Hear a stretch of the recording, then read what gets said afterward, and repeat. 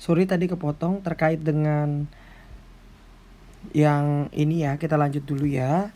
Yang jurnal yang dibuat oleh P akan menggunakan metode ekuitas, berarti kan kita di sini harus menilai dulu. Ada nanti akan dibagi dua yang menjadi realize dan juga akan menjadi realize. Yang 6.000 ini kenapa realize? Karena ini terjadinya penjualan ya. Penjualan, sedangkan ini adalah yang kita hold. Atau dengan kata lain yang kita tahan. Nah untuk cash ini 180 dapat dari mana? Kan harga sahamnya adalah 30.000, yang kita jual adalah 60.000, maka dapat 180.000.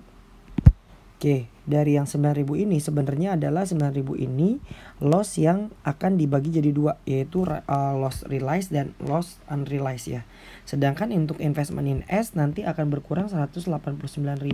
Dari mana? Dari cash yang kita terima dikurangi dengan realized holding loss dan unrealized holding loss yang 3.000 tersebut.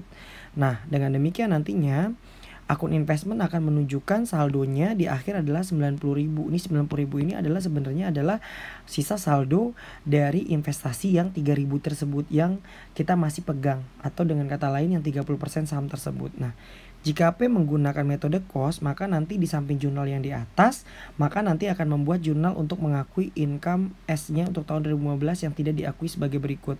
Nah, kita di sini mengakui dulu 54.000 itu dapat dari mana? Dapat dari, kita bisa lihat di sini. Tahun 2015 di sini kita ada income harganya adalah 25.000 ya. Terus memperoleh net income tahun 2015 60.000 tersebut. Nah, ini untuk adanya income yang 60.000 tersebut ya. 60.000 90%-nya adalah kan berarti 54.000. Nah, 54.000 lah ini yang kita tambahkan ke dalam kertas kerja kita. Kertas kerja consolidation terkait dengan adanya kenaikan dari catch up dari investasi si P gitu ya. Dengan jurnal tersebut maka akun investmentnya tetap sama ya, 225. Ini adalah saldo awal. Saldo awal ini dapat ini adalah akun 90.000 dikali dengan harga saham saat itu 25 kan begitu. Sehingga didapat demikian. Nah, penjualan yang tidak mengakibatkan hilangnya kendali akan hanya mempengaruhi kepemilikannya saja. Contoh, misalkan di sini ya. Ini untuk yang soal A itu udah clear ya. Sekarang kita lanjut yang B. Di mana nantinya di sini ada penjualan yang tidak mengakibatkan hilangnya kendali. Misalkan pada tanggal 1 Januari 2016 P membeli 70% saham si S dengan nilai 720. Secara kas nilai wajar S yang dapat diinvestasikan adalah 960, nilai wajar kepentingan non pengendali adalah 410. Dari transaksi tersebut maka akan muncul goodwill 180. Nah, goodwill ini dapat dari mana?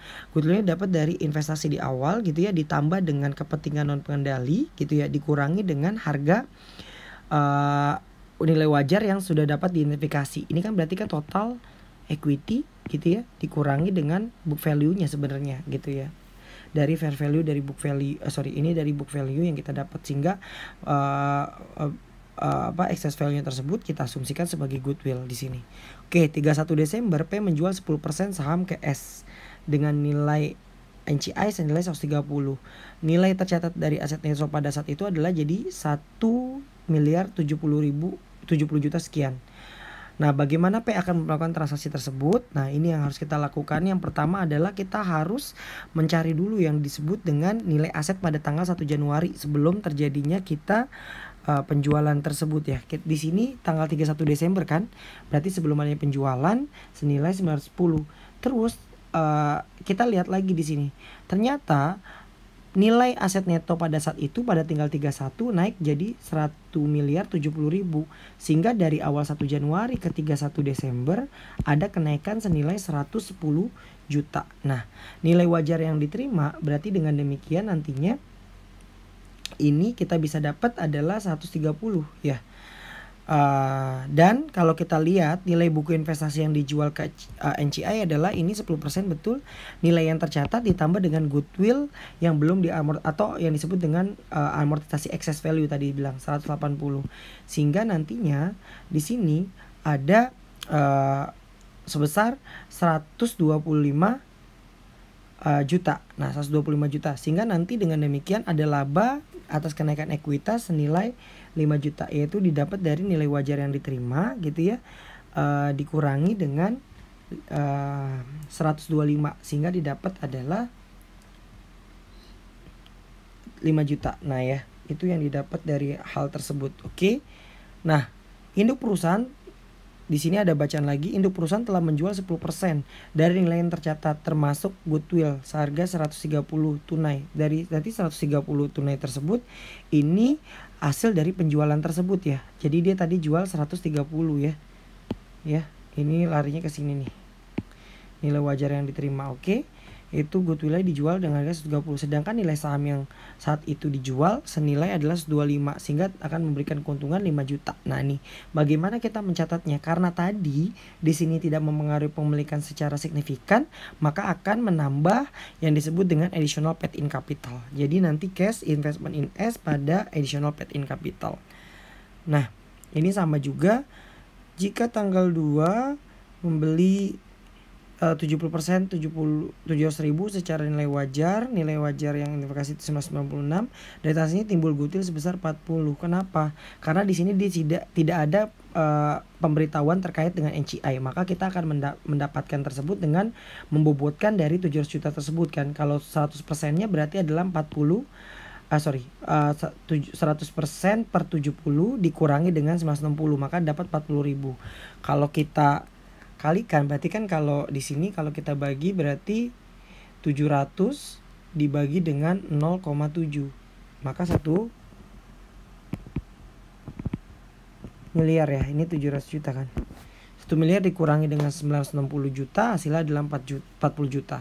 Nah, pada tinggal 31 Desember P menjual 10% saham ke S dengan nilai sebesar 130. Nilai tercatat saat itu adalah 1 miliar sekian-sekian. Bagaimana kita mendapatkannya? Ini goodwill yang beda ya. Kalau tadi goodwill adalah 103, ini goodwillnya tadi 180 ya. 180. Kalau sekarang ini goodwillnya adalah 40. Maka dengan demikian sama seperti tadi kita dapat aset neto, ini selisihnya 110, terus juga ada nilai wajar yang diterima adalah 120 dari harga jual. Nah, ini baru kita dapetin 110 gitu ya. 1.070.000 ditambah dengan 40 dikali dengan 10%, hasilnya adalah 111 juta sekian-sekian. Maka nanti ini 131 dikurangi dengan laba pelepasan hasilnya 19 juta, maka nanti kita akan mendapatkan jurnalnya sebagai berikut gitu kan. Ada cash, ada investment in S pada additional paid in capital, karena di sini laba untuk yang nilai tercatat saham yang dijual ke NCI tersebut, dengan kata lain di sini 10%-nya adalah 111.000 gitu ya, 111 juta. Kalau yang tadi kan di sini kepemilikan dia adalah di sini juga jualnya 10% ya. Kalau yang di itu doang sih. Ini sudah clear. Nah, bagaimana nanti pembelian saham gitu ya? Tidak memiliki pengaruh kendali atau hanya melalui persentase kepemilikan saja. Nanti ini akan kita